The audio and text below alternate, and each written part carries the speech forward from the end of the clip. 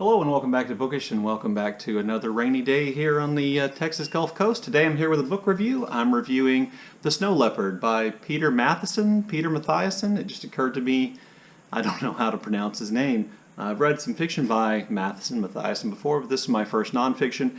And this was the first book I read in Nonfiction November because it was the one I was most excited to get to.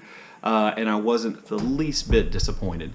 I really enjoyed this book. It is essentially a travel memoir of the author himself on a trip he took with a natural scientist to the highlands in the Himalayas. I believe they ended up staying at a camp eventually at the end of their journey at around 17,000 feet above sea level.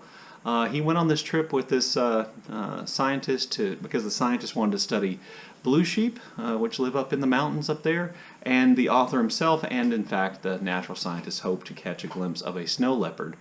You know, in some ways the rarest and the least seen of all the big cats. I won't spoil the whole snow leopard thing part of the book for you, but I will tell you that the book is an incredibly detailed, intense, beautifully written description of this journey that the author takes, both the physical journey and the ordeal of the hike up the mountains and dealing with the snow and dealing with the Sherpas and the porters and the people in the small communities he comes to.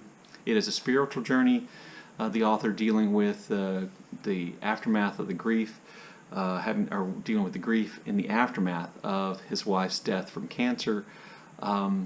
And it's just so incredible. There is almost a little bit of everything here in the book. There is nature writing, so many birds that he encounters that he remembered and he describes. And he describes the situation he found them in. Lizards living on the rocks way up high in the Himalayas. The blue sheep themselves. Yaks, wolves. There's a description of the snow leopard. A description of the various kind of cultural backgrounds of the communities that he stays in and he travels through, and how they build their homes and how they survive and what they eat and what they live. Descriptions of his spiritual journey. He's a Buddhist, and his desire to see the Crystal Mountain and to go into the monastery there.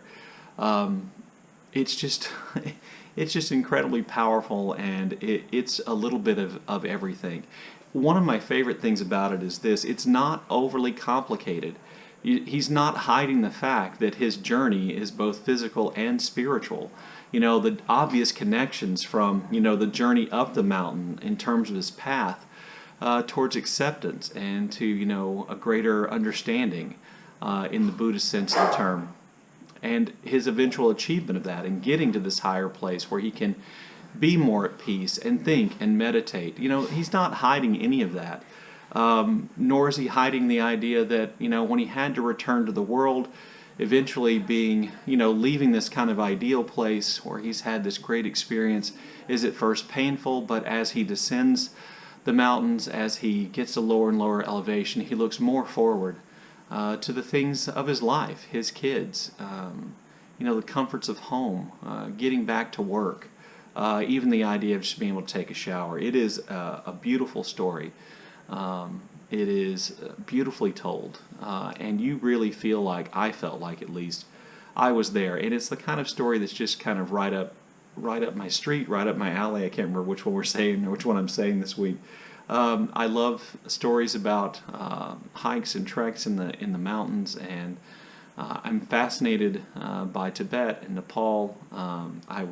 I was pleased that there were references to the Tibetan Book of the Dead, which I've read, and it was just really a fulfilling book. So that was a great start to my Nonfiction November. If you read The Snow Leopard, if you read anything else by Peter Matthiessen, hey, if you know how to say his last name, leave me a comment in the comment section below, and as always, thank you for watching.